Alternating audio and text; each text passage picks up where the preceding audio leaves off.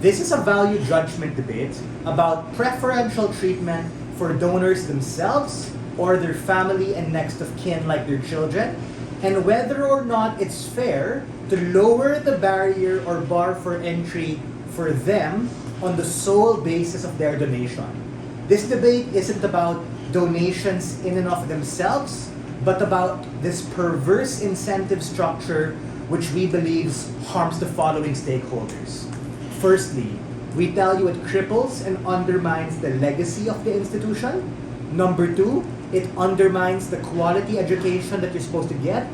And thirdly and finally, it does more harm than good for A, the donors themselves, B, the other student body who they're going to be associating with, and C, the institution in and of itself, and lastly D, the alumni network whose reputation and job and career are largely contingent on that Ivy League. Secondly is, what do we mean by abolish, right? What we mean by abolish is very simple. We're still going to accept donations, but there will be no preferential treatment for admissions. What are the alternatives we rather have? These include, but are not limited to, naming the building that they donate or the millions of dollars that they donate after them, right? Number two, giving them an opportunity to be invited to graduation and be a keynote speaker, or host a gala or ball on their particular behalf.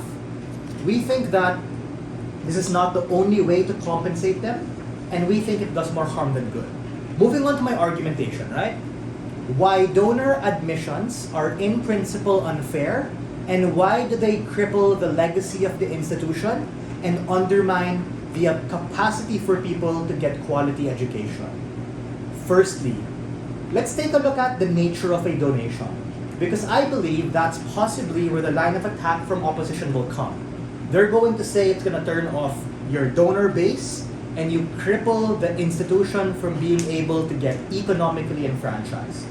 We think that that's not absolutely true, because we tell you that for every greedy donor you have who expects that kind of thing, you also have a plethora of other altruistic donors and alumni, of which is often the sole basis. That's why it's called a donation, right? We are also practical, and we recognize that these particular things can be traded off in terms of the other things I mentioned in my frame, but it shouldn't be that they themselves or people who they're associated with by line of consanguinity should be given a free and fair pass. That's unfair, right? And we think it's unfair because these things should solely be on the basis of merit. Meaning, if you really deserve a slot at that particular institution, then you have to prove it. That is why we have such a stringent process in terms of being able to apply to the school, get interviewed, check your credentials, because a lot of these Ivy League institutions also have a reputation to uphold, and they also have to cater to things like diversity quotas to be able to make sure that they don't become a monolithic institution full of Americans or Europeans per se. The trade-off we're willing to make is very simple.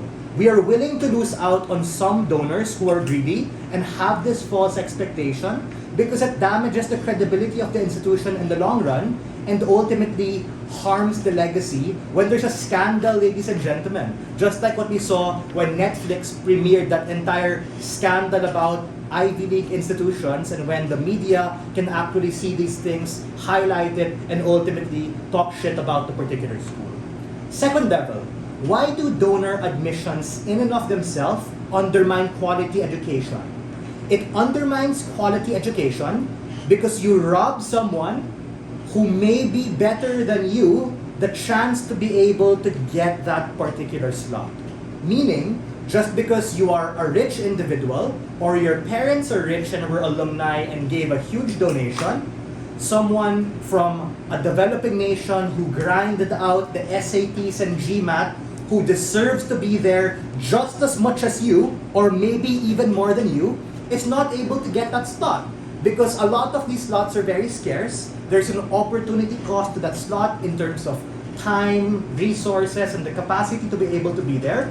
And we think that we reject this world wherein it becomes ultimately monolithic. It becomes an Ivy League school only for the rich. It becomes an Ivy League school only for people who donate. Why exactly, right?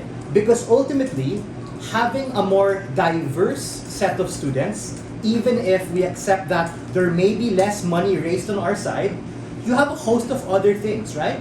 The reason why particular institutions like Harvard, Stanford, Oxford, etc. also have particular endowment funds, right? Because they also invest money that they get from tuition. They also structure things like public-private partnerships and the capacity to be able to get loans. We think that there are a host of so many other economic capacities to be able to raise funding and get your school put together, as opposed to being hostage by these very greedy alumni or individuals who think that just because they throw money at something, they're entitled to be able to get this particular slot. Lastly, why does this ultimately harm the legacy and reputation of these institutions, and why is this such an important value? It's very simple, guys.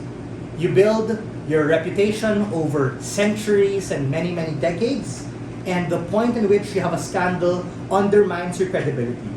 When the media hype it to be something harmful, ultimately this leads to people having a poor reputation about your particular school, judging it, and maybe not wanting to go there or be associated there. That's particularly important to influential alumni whose business and networks are ultimately contingent on that. What do we tell you from Gulf?